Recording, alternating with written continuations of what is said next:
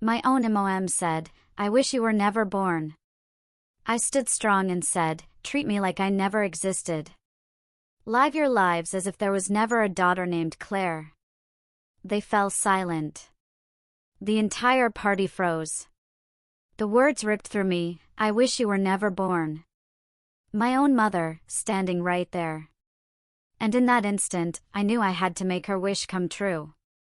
The grand ballroom of the Oakwood Hills estate was suddenly silent, the air thick with suspended animation. 70 guests, all gathered for Brenda's 50th birthday, froze mid-cheer. Her champagne glass trembled, reflecting the stunned faces around us like a fractured mirror. My younger sister, Sophia, was the first to move, her face flushing crimson. "Olivia, you're being dramatic. Mom didn't mean it like that." But Brenda had meant exactly that. The venom in her voice when she'd pulled me into the coat check room just minutes earlier still echoed in my ears. Her perfectly manicured fingers had dug into my wrist, hissing those 7 words that shattered whatever remained of our relationship. I looked around at the faces I'd known my entire life. These people had watched me grow up, celebrated my milestones, even sent cards when I got into Northwestern University Medical School. My father, Robert, stood by the dessert table, a strange mix of shock and what looked like relief on his face. Uncle David pretended to examine his phone. Aunt Susan dabbed at her eyes, but I couldn't tell if it was genuine emotion or social obligation. "I mean every word," I said, my voice carrying across the silent room with surprising steadiness. "From this moment forward, I release all of you from any obligation to acknowledge my existence. No phone calls, no holidays, no birthdays. I'm removing myself from this family completely." Sophia stepped forward, her designer heels clicking against the marble. "You can't just walk away because Mom said something in anger. Family doesn't work that way." The laugh that escaped me sounded foreign. Family doesn't work at all when only one person is doing the work. I've spent 30 years trying to earn a love that was never going to come. Growing up, I believed the distance between Brenda and me was temporary. Sophia, born 3 years after me, was the golden child. With Brenda's delicate features and Robert's athletic build, she'd inherited their natural charm, their ease in social situations, navigating the country club world without a sweat.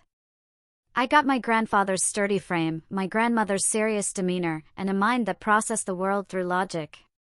While Sophia cheered, I was in the library. While she dated the quarterback, I tutored students in chemistry. Different didn't mean lesser, but Brenda never saw it that way. Medical school was my escape, my vindication. Northwestern accepted me with a full scholarship.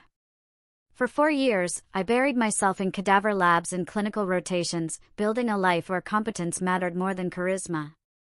Robert finally moved, setting down his whiskey glass with deliberate care. "Olivia, let's talk about this privately. There's no need to make a scene at your mother's party." "Her party?" I repeated, the irony not lost on me. "The party I paid for? The venue I booked 6 months ago? The caterer I personally vetted? The string quartet I hired because Brenda mentioned once that she loved Vivaldi? But sure, Dad, her party." A murmur rippled through the guests. Mrs. Jenkins, Brenda's oldest friend, covered her mouth.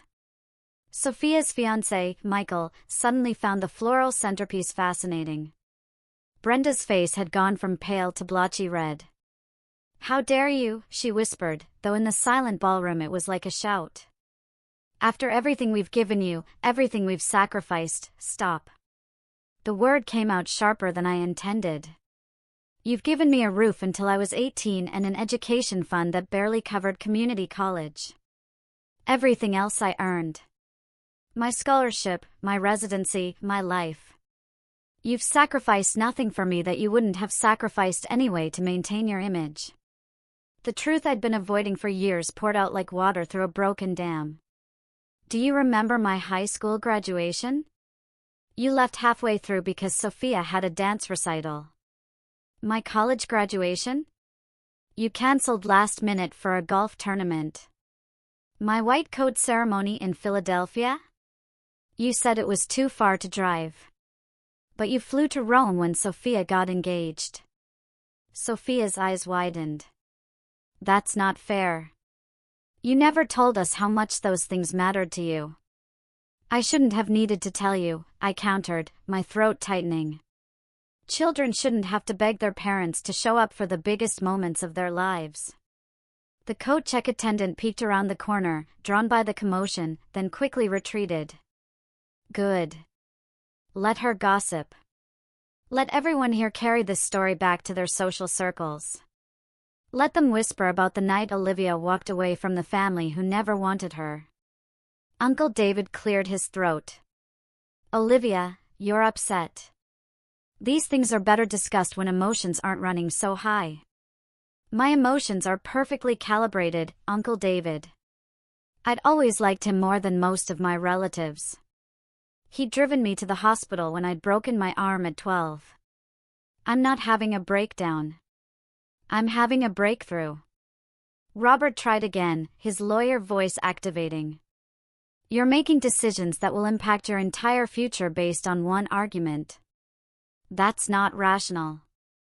One argument? The words came out strangled. This isn't about one argument. This is about 28 years of being tolerated instead of loved. Do you have any idea what it's like to watch your mother's face light up when your sister walks into a room, then go carefully neutral when you do? To hear her brag about Sophia's achievements while dismissing yours is nice, but she was always so serious? I turned to Brenda directly. What did I do that was so unforgivable? Was I not pretty enough? Not social enough?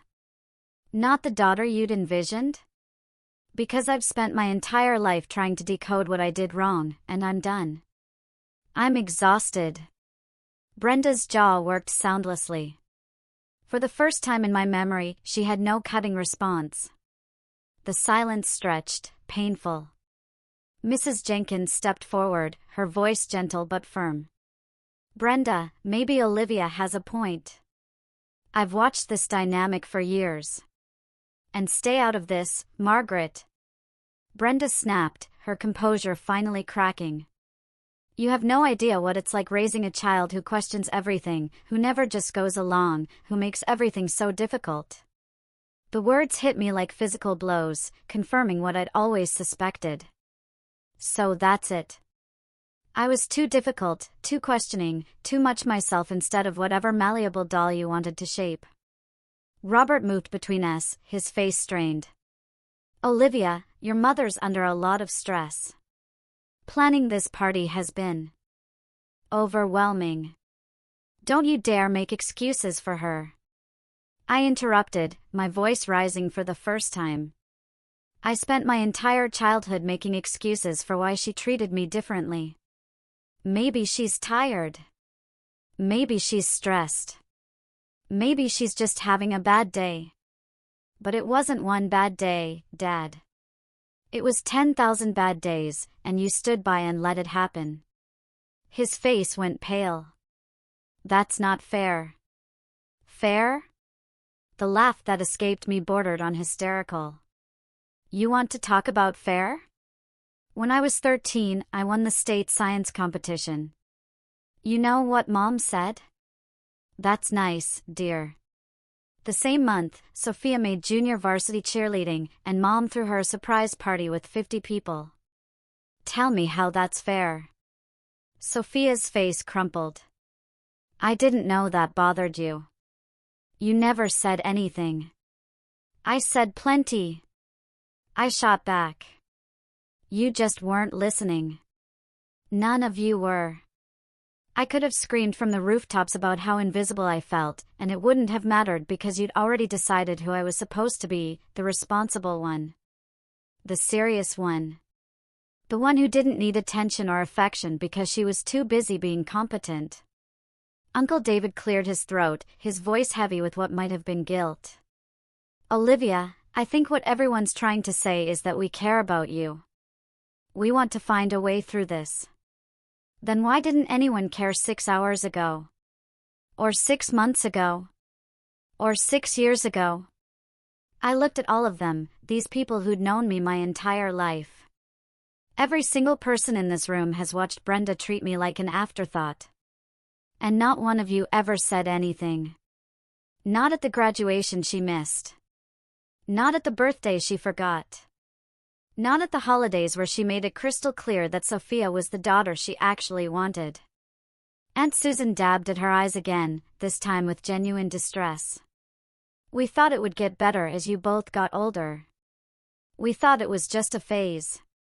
A 30-year phase, my voice dripped with sarcasm.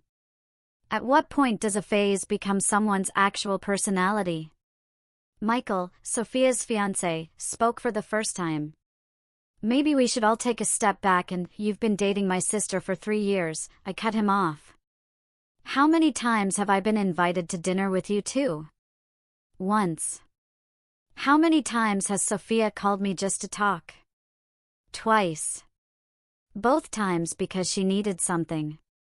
How many times has anyone in this family reached out to me just because they wanted to see how I was doing? I paused, letting the silence answer. The relationship has always been one-sided. I call, I visit, I plan, I show up, and all of you just exist. Secure in the knowledge that I'll keep trying. Robert ran his hand through his hair, a gesture I recognized from my childhood. He did it when depositions weren't going well. What do you want us to say, Olivia? That we've been bad at this? Fine, we've been bad at this, but families work through their problems. Only if everyone wants to work through them, I countered. You're all acting like I'm the one breaking up the family, but I'm just finally accepting what's always been true. I've been on the outside for 30 years. The only difference is that now I'm choosing to stay there instead of desperately trying to claw my way in. Aunt Susan stepped forward, her voice gentle. Olivia, honey, your mother loves you. She just has a difficult time expressing it. 28 years is a long time to work on expression, I replied. Some people take language courses that are shorter. A few nervous laughs rippled through the crowd, quickly stifled. Michael put his hand on Sophia's shoulder, but she shrugged it off. Her eyes were bright with unshed tears. You're being selfish, Sophia said. This is Mom's birthday. You're ruining it because you need attention. The accusation stung, and for a moment, doubt crept in. Was I being selfish? Was I manufacturing drama? But then I remembered the coat check room. Brenda's face twisted with genuine disgust as she'd said those words, I wish you were never born. Not in the heat of argument. Not shouted. Whispered with cold certainty, like a truth she'd held back for decades, finally escaping. What happened in the coat check room? Robert asked, his voice heavy with resignation. He already knew. I realized he'd always known how Brenda felt about me. Brenda's eyes flashed a warning, but I'd moved beyond caring about her secrets. She told me she wished I'd never been born. Because I asked her why she'd seated me at table 12 with the Jenkins instead of at the family table with Sophia and Michael. Gasps echoed. Mrs. Jenkins' hand flew to her chest. Uncle David's face darkened. Even Sophia looked stunned, her certainty wavering. I was trying to balance the seating, Brenda said, her voice rising. The Jenkins specifically asked for interesting company, and you're always so good with awkward conversations, because I've been managing awkward conversations with my own mother my entire life. I picked up my clutch from a nearby table. I'm a doctor, Brenda. I work 80-hour weeks in a level 1 trauma center. I hold people's hands while they die. I tell parents their children didn't make it. I perform miracles with surgical tools and determination. And you thought I was good enough to entertain your boring guests, but not good enough to sit with my own family? Robert moved, crossing the distance. For a wild moment, I thought he might hug me. Instead, he held out his hand, a classic negotiation stance. Olivia, please, let's go somewhere private and work this out like adults. Adults acknowledge their children's pain, I said quietly. Adults apologize when they've caused harm. Adults don't let decades of emotional neglect fester because addressing it might be uncomfortable. I looked past him to Brenda, who stood frozen like a statue of denial. You got your wish, Mom. As of tonight, I was never born. You have one daughter now. Cherish her, because she's all you have left. Turning toward the exit, I expected someone to stop me. Uncle David, maybe, or even Aunt Susan. But they let me walk, my heels echoing in the silent ballroom. The string quartet stood awkwardly by their instruments, unsure whether to resume playing. The November air hit me like a slap when I pushed through the country club's main doors. My car sat in the parking lot where I'd left it 3 hours earlier, back when I'd still believed this night might somehow be different. Back when I'd hoped my elaborate party planning might finally earn me a genuine smile from the woman who had raised me without ever really seeing me. My phone buzzed before I reached the car. Sophia, how could you do this to her on her birthday? I turned the phone off immediately. Whatever messages would follow could wait, or better yet, never be read at all. The drive back to my apartment in Chicago took 40 minutes. I'd moved there after finishing my residency, choosing a neighborhood near the hospital. The one bedroom was small, but mine, decorated with furniture I'd selected and art I'd saved for. No family photos graced the walls. No memories of childhood vacations or holiday gatherings, just my medical degree, framed and prominent, and a few landscapes. My phone remained off. By the time I parked in my building's underground garage and finally turned it back on, I had 23 missed calls and 47 text messages. I skimmed through them quickly, Sophia alternating between fury and guilt-tripping, Robert using his measured lawyer tone, Uncle David checking if I was okay, Aunt Susan begging me to reconsider. Nothing from Brenda. I deleted everything without reading past the first line, then began blocking numbers. My thumb hovered over each contact for only a second before I pressed the button. Brenda, Robert, Sophia, Uncle David, Aunt Susan, every family member who might serve as a messenger. Then I blocked them on social media, email, every possible avenue of contact I could think of. Inside my apartment, I changed out of the navy cocktail dress, hanging it carefully in my closet. Tomorrow I'd donate it to a local donation center. No reason to keep clothes associated with memories I wanted to forget. Sleep didn't come easily. I lay in bed watching the city lights paint patterns on my ceiling, replaying the night. Had I overreacted? The doubt gnawed at me until exhaustion finally won. Morning brought clarity and a renewed sense of purpose. I made coffee and began the practical work of cutting ties. First, I logged into my bank account and transferred the funds I'd set aside for family gifts throughout the year into my student loan payment account. $7,000 that would now go toward my own future instead of buying affection from people who'd never wanted it. Next, I emailed my attorney, Eleanor Vance, who had handled my residency contract negotiations. Need consultation regarding legally distancing from family? Please send available appointment times. The messages on my phone had multiplied overnight despite the blocks, indicating they'd tried before I completed the process. I deleted everything without reading beyond the first line.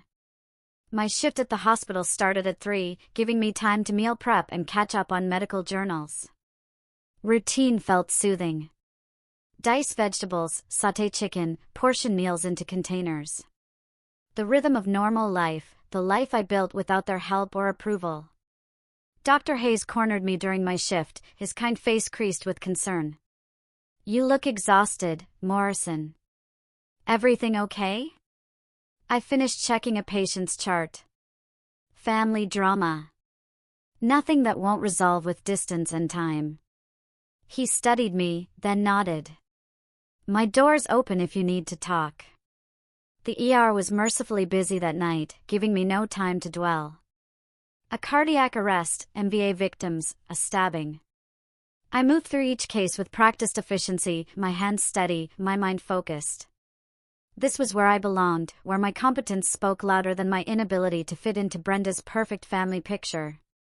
During a brief lull, I found myself in the break room with Dr. Elena Reyes, working the overnight shift. She looked at me over her coffee cup. You've got that look. The one people get when they're processing something big. Family stuff, I said, not ready to elaborate. She nodded, stirring sugar. I cut my father out of my life 5 years ago. Best decision I ever made, even though everyone told me I'd regret it. Sometimes the people who share your DNA are the ones holding you back from becoming who you're meant to be. Her words settled over me like a warm blanket. Does it get easier? The guilt gets quieter, she said. The doubt fades, and one day you wake up and realize you're not angry anymore. You're just free. That's when you know you made the right choice. Eleanor called me back during my break at 2 in the morning. Got your email. Can you come by my office tomorrow at 4? I had a cancellation. I'll be there. Her office was on the 15th floor of a high-rise in the city center with a view of the river. Eleanor herself was in her mid-40s, sharp-eyed and efficient. She listened without interrupting as I explained the situation, making notes. So, you want a complete severance? She said when I finished. No contact, no financial entanglement, essentially treating the relationship as dissolved. Yes. That's more complicated than you might think. Family law doesn't really have a mechanism for adult children to divorce their parents. You can cut contact, but legal separation isn't a thing outside of specific circumstances like abuse severe enough for protective orders. My disappointment must have shown because she held up a hand. However, we can take steps to ensure clear boundaries and protect you from unwanted contact or financial complications down the line. Change of beneficiaries on any accounts. Medical power of attorney to someone you trust instead of default next of kin. Explicit instructions to your hospital regarding who can receive information about you. We can also draft a cease and desist letter if the contact becomes harassment.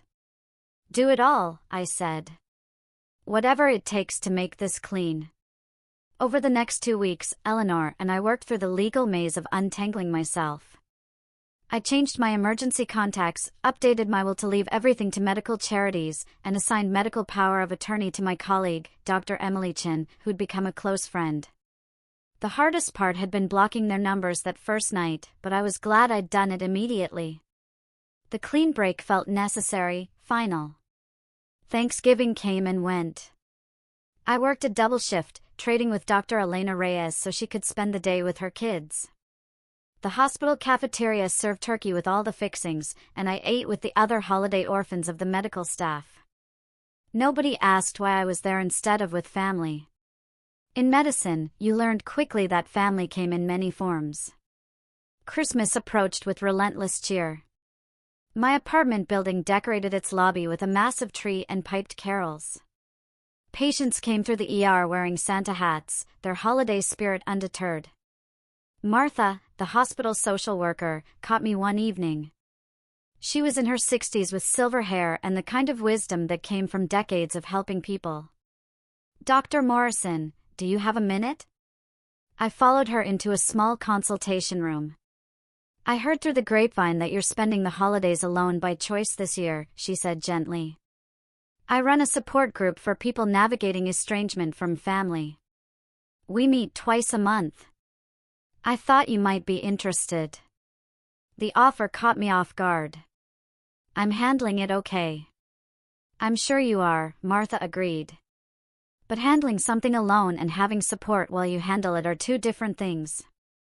No pressure, but if you change your mind, we meet on the 2nd and 4th Tuesday of each month.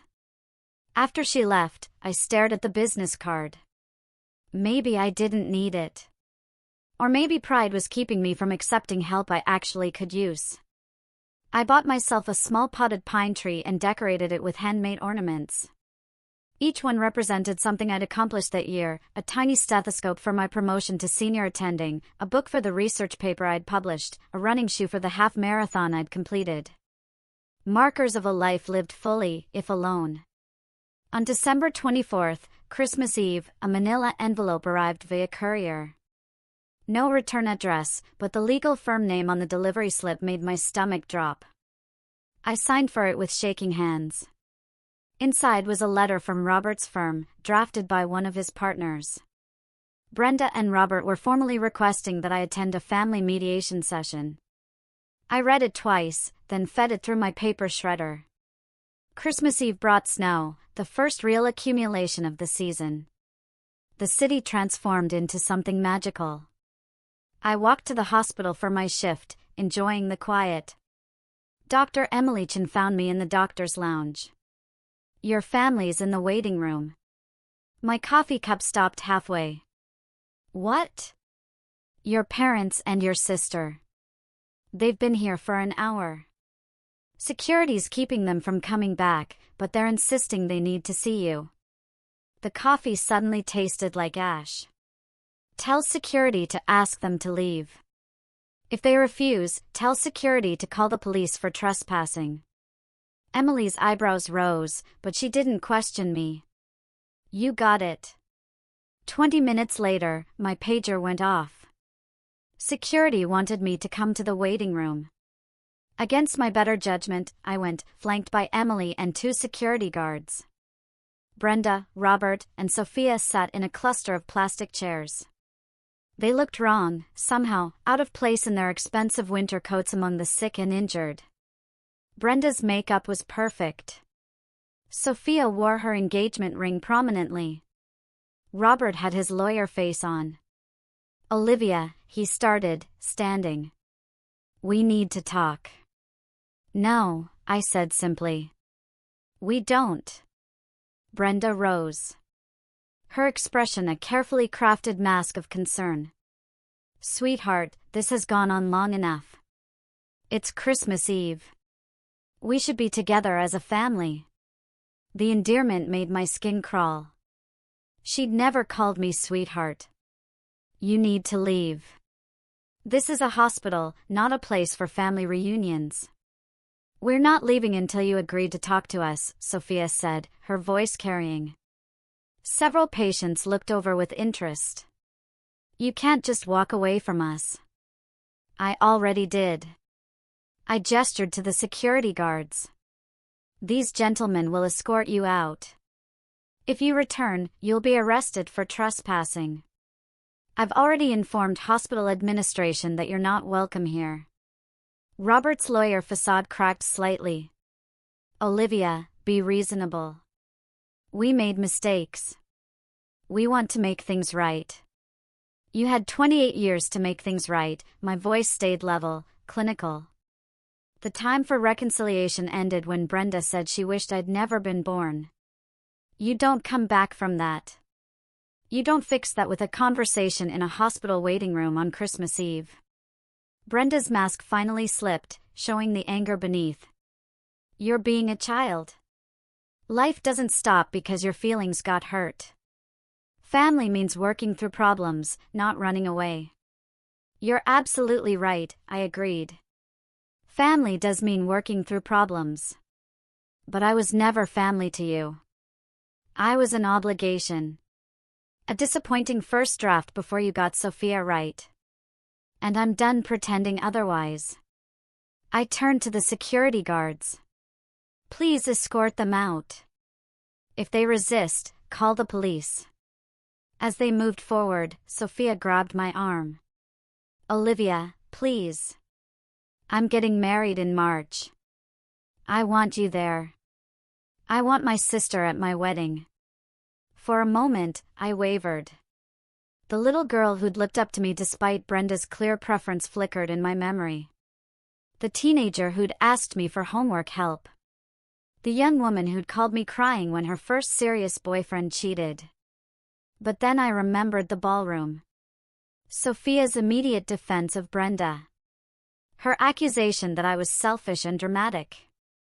She'd chosen her side. I gently removed her hand. "I hope you have a beautiful wedding, Sophia. I really do, but I won't be there." The security guards led them toward the exit. Brenda went stiffly, Robert with resigned cooperation. Sophia looked back once, her face crumpling before the doors closed. Emily put her hand on my shoulder.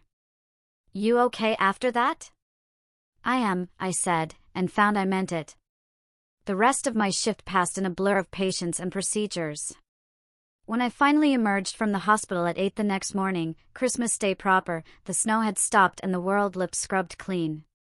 My apartment welcomed me with blessed silence.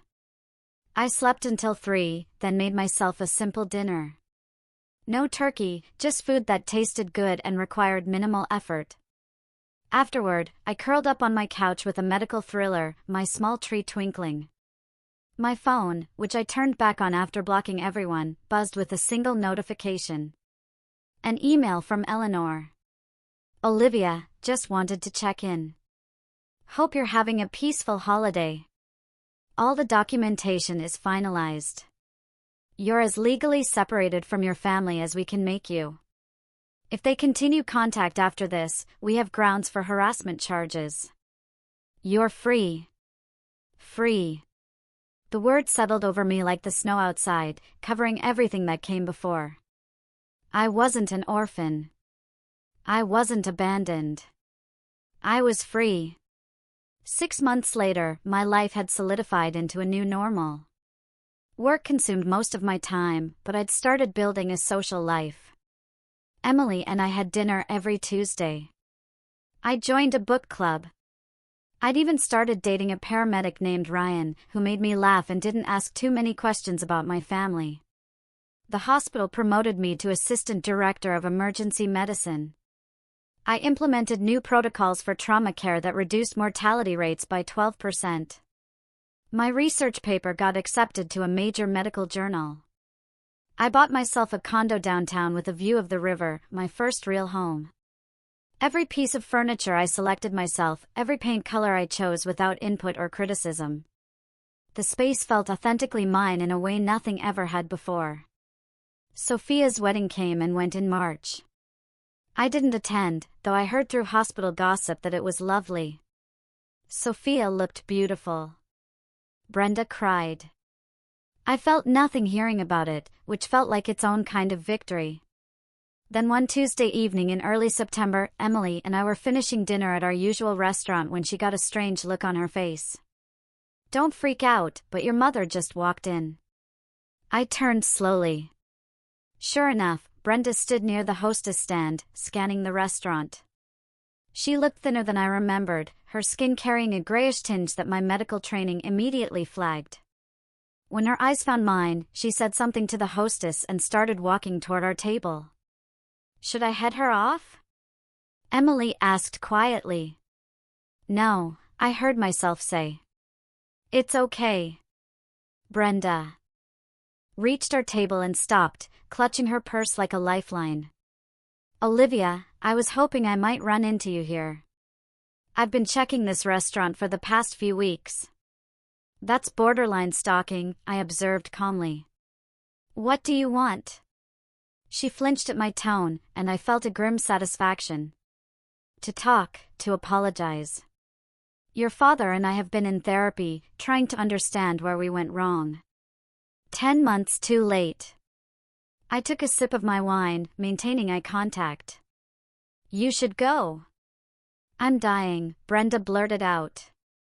Pancreatic cancer. Stage 4. They're giving me 6 months, maybe less. The words hung in the air. Emily inhaled sharply. The restaurant noise seemed to fade, replaced by a ringing in my ears. I took a breath, then another. My medical training kicked in, analyzing prognosis and treatment options automatically. Pancreatic cancer, stage 4. She was right about the timeline, possibly optimistic. The grayish tinge, the weight loss, the symptoms aligned with someone whose disease had been progressing silently for months. I'm sorry to hear that, I said finally, and meant it. I wouldn't wish that on anyone. Brenda's eyes filled with tears. I know I have no right to ask, but I'd like a chance to make peace with you before I go, to explain, to apologize properly. I've wasted so much time being bitter about things that don't matter, and now I'm running out of time entirely. Part of me wanted to feel triumph, vindication. The universe had delivered justice in its own cruel way. But sitting there looking at my mother's face, I felt only a bone-deep weariness. I'm a doctor, I said quietly. I can recommend excellent oncologists. I can even make some calls if you'd like, get you in to see specialists who don't normally take new patients. But I can't be your daughter anymore. That door closed the night you told me you wished I'd never been born. I didn't mean it, Brenda whispered. I was angry and hurt, and I lashed out. I've said terrible things to many people when I'm angry. I thought you knew I didn't mean it. The problem isn't that you said it. I sat down my wineglass carefully. The problem is that some part of you did mean it, at least in that moment. And even if you didn't, the fact that you could say something that cruel to your own daughter tells me everything I need to know about what you actually think of me. She reached for my hand, but I pulled back. Olivia, please. I'm begging you. Don't let me die without making this right. You can't make it right. The words came out gentler than I expected. There's no making right 28 years of emotional neglect. There's no apology that will undo the damage of growing up knowing your mother saw you as a disappointment. I'm glad you're in therapy. I'm glad you're finally examining your behavior. But your epiphany came because you're dying, not because you genuinely saw me and valued me. And I can't build a relationship on that foundation. Tears streamed down Brenda's face. So that's it?